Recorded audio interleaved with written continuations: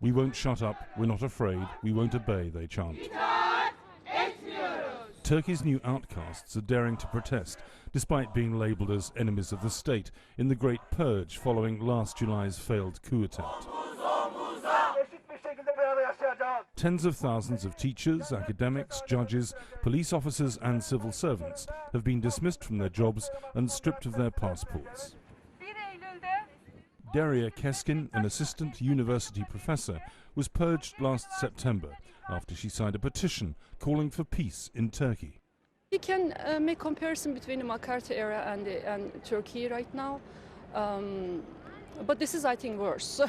There are similarities, I'm sure, but this is worse. It's just a pretext to get rid of all lefty people, all Democrats, even liberals. It is expanding to liberals, actually. The blanket allegation made by the government is that the purged are followers of this man, Fethullah Gulen, a supposedly moderate Muslim preacher. Gulen is a former ally of President Erdogan, who runs Islamist schools and has a fervent following. The government alleges he runs a terrorist organization called FETÖ. It accuses him of orchestrating the coup attempt and is demanding that the US extradites him from exile in Pennsylvania. Are you a Gulenist? Are you a terrorist? I'm not Gulenist, I'm not a terrorist. I'm against all kind of violence. I condemn every kind of violence. That's why I signed a peace petition. During the McCarthy era and during the Stalin era, the historical circumstances were totally different. Political scientist Ahmet Kasim Han says Turks traditionally favour stability over liberty and suggests there is some merit in the government's depiction of Fethullah Gulen as a dark force trying to destabilise Turkey. In Turkey, there is an issue which is very hard for the Western mind to grasp. Turkey has really gone through a very abhorrent coup attempt, which has unfolded a series of events that has even made the most informed Turk surprised to the level of infiltration of the Gülenist movement to the state.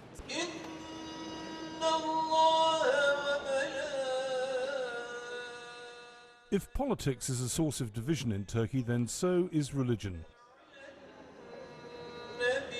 Almost all of the roughly 80 million Turks are Muslims, but opinion polls suggest around half the population opposes the growing Islamization of the country under President Erdogan. Since 2002, when he became the dominant figure in Turkish politics, the state has built an estimated 17,000 mosques.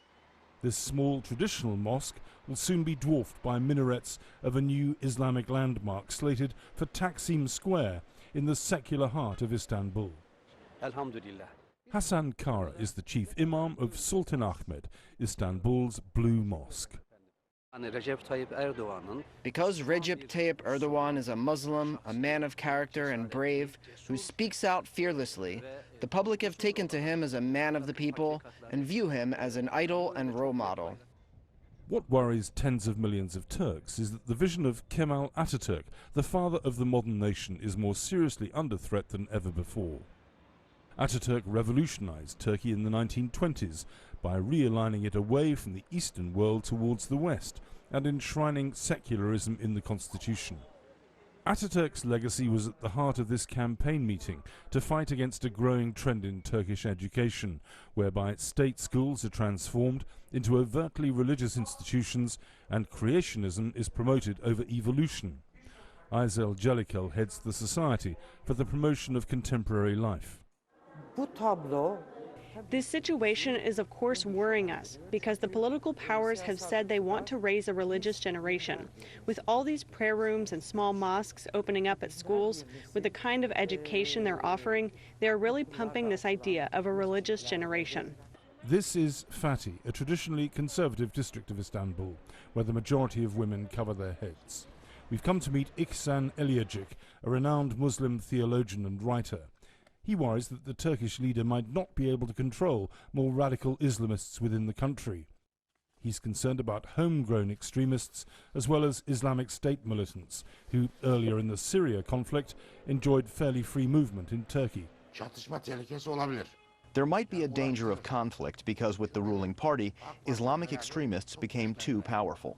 The ruling party unwittingly helped them flourish, and especially because of the Syrian conflict, they grew stronger. They got a hold of weapons and they got organized. They thrived.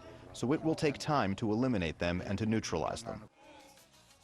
President Erdogan inspires adulation and disdain in fairly equal measure. He argues that changing the constitution will help to make government more efficient. Turkey has come to a crossroads on changing the system of government. The process has started. President Erdogan's popularity and policies are about to be put to the test in a referendum to decide whether Turkey should have a United States-style presidency, but without the checks and balances. If Erdogan wins, he'll have much more power, he'll be able to get rid of the Prime Minister, and the role of Parliament will be much reduced. His opponents fear that victory will mean that an already authoritarian leader will become a fully fledged dictator. The changes could enable Erdogan to stay in office until 2029. This pro-government rally was addressed by the Prime Minister, who was effectively campaigning for the President to make him redundant. These reforms are a historic opportunity for our country. With a strong presidency, military authority, military coups and elite groups will be history. Nobody will try to interfere in the business of people and politicians elected by the people. I am here for the unity of our country and for the sake of our youth's future. We don't want to be in chains. We won't allow anyone to lord over us, cry the No campaigners. President Erdogan's opponents fear that his victory on April the 16th will accelerate Turkey towards becoming a theocracy or religious state like Iran. That's why Turkey's NATO partners will be watching this historic vote with keen interest. For the PBS NewsHour, I'm Malcolm Brabant in Istanbul.